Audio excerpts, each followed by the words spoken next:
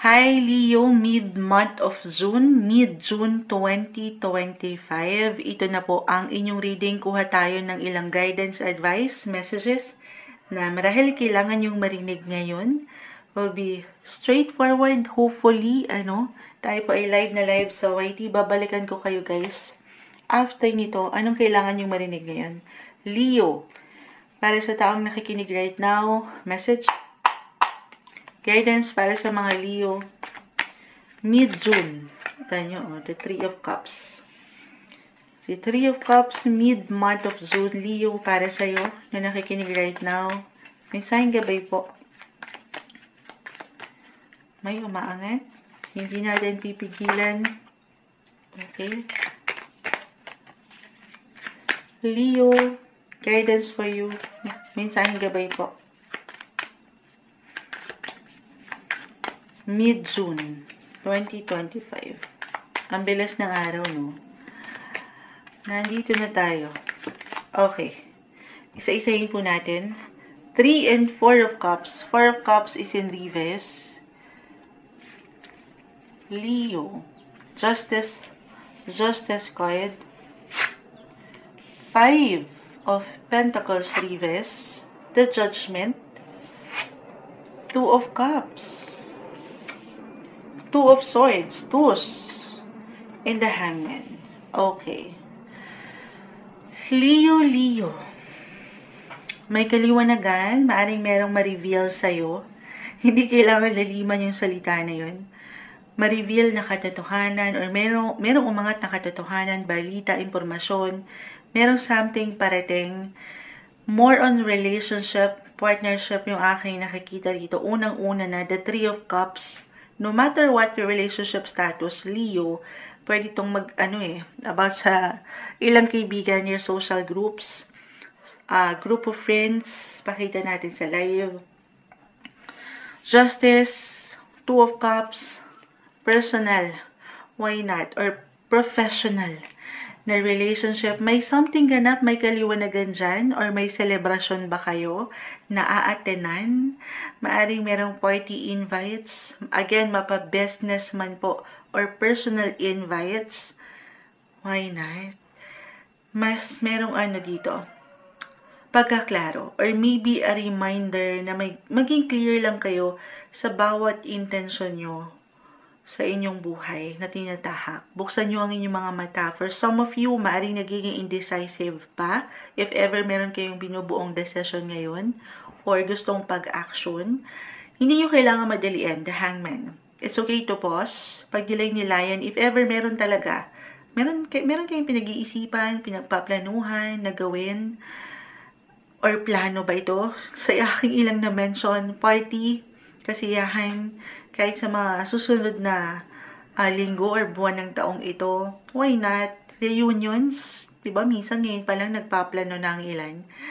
Pagdating sa family reunions or high school, college reunions, meron ako nakikitang connection, reconnection, reunion, ayan, with Three of Cups. Judgment, the Justice card. Andito kasi yung pagkabalansi, andito yung support na deserve nyo, yung justice. Okay? Ayun yung una ko nakikita. Ang balance lang. Relationship-wise. Other messages?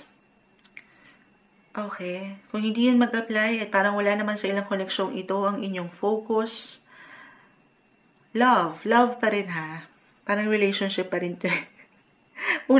Idadagdag ko na to. Sandali. Meron something magliliwanag. Ito depende to ha. Just only take what resonate. The two and two. Two of Cups, the Two of Swords. Kita mo. Yung isa nakapiring, yung isa balanse naman. Depende ito. Kahit pare-pareho kayo ng sitwasyon, Leo, magkakaiba ang bawat isa. Okay? Just only take what resonate. Baka merong ma-reveal merong umangat na katotohanan. Especially for some of you na nandito pa lang sa pakikipag-ugnayan. Wow, pakikipag-ugnayan. Kumbaga, nasa dating stage. Okay, kinikilala pa ang bawat isa. Medyo hindi pa nagiging ganun katatag. Okay, maaaring meron pa kayong madiskubre. Hindi kailangan laliman or katakutan. Madiskubre na katotohanan. Meron pang ma-reveal. na sitwasyon. At dito, for some of you, again, maaring mag-let go or i-let go ang connection ito kasi hindi magustuhan or hindi nyo magustuhan, reversal po ang enerhiya. Siyempre dito, kailangan kayo ang higit na makapagpapasya kung maibibigay ba or pareho ba kayo na ibibigay ba yung sapat na hustisya. Minsan may hugot, kayo na ang bahalang umarok. Wow, ang lalalim. Medyo naninimbang ako dito, guys. So, for some, again, especially dun sa hindi pa ganun katatag, okay? At okay lang naman yun. Or maybe a reminder na huwag kayo magmadali, the hangman. Huwag kayo magmadali. Take it easy, get to know each other more. Kasi again, meron pa kayong ma-discover na behavior or personality, hindi magiging okay. Pero totoo naman, very important to get to know more muna. Personal, kasi 2 of Cups, pwede itong may kaugnayan sa, yun na nga, love, dating, romance, or kung hindi yun mag-apply at wala ito sa inyong isipan, Justice card, partnership in business, ano pa man yan, you should always know your business. Huwag kayong mainip, huwag kayong magmadali. Kalmahan ang, ayan, easy. Okay, ayun yung pinaka-niiwan. Especially right now, si Mars still currently in your sign Leo. Mars is the planet of energy. And kapag nandyan si Mars, astrologically speaking lang naman, on fire yung pakiramdam. At merong tendency na baka magmadali kayo. At hindi nyo masyadong mapag-isipan yung bawat bagay. Yun lang naman, the 4 of Cups, so kita nyo siya. This one is in reverse. Nakikita ba? Ayan. Kapag naka-upright, pinagninilay-nilayan nyo mabuti, hindi kayo tanggap ng offer, love, or business. This one is in reverse. Dito parang accept na lang kayo ng accept na hindi nyo masyadong inaarok. Ayan. Ang ilang sitwasyon. Yun lang naman. Okay. Kaya, pinapaalalahanan. Marahil si 3 of Cups. Again, friendship sector ito. To be friends lang muna, okay? Kumbaga, magkaibigan muna kayo, enjoy nyo yung ngayon, bago kayo maging magkaibigan. Yun lang naman, di kailangan yung ano pa man, laliman. Other messages. Alam nyo, parang meron dito nagsisikreto. Kaya nga sinasabi ko sa inyo, maaaring meron pang ma-reveal. Okay? Meron nagsisikret. Reversal ang energy. May tahimik lang na maaaring pinagmamastan yung kayo. Workman or partnership business. Tayo ay general reading, guys. Sa work, maaaring ito ay isang boss, someone na nakatataas.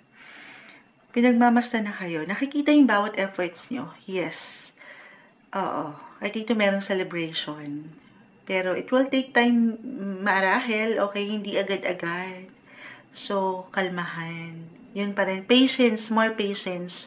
Or kung ito ay isa lang, maaaring meron pang sinisikreto, hindi pa nagiging open ang person mo. Or ikaw rin ito, na okay lang naman. Okay? Hindi nyo kailangang madaliin.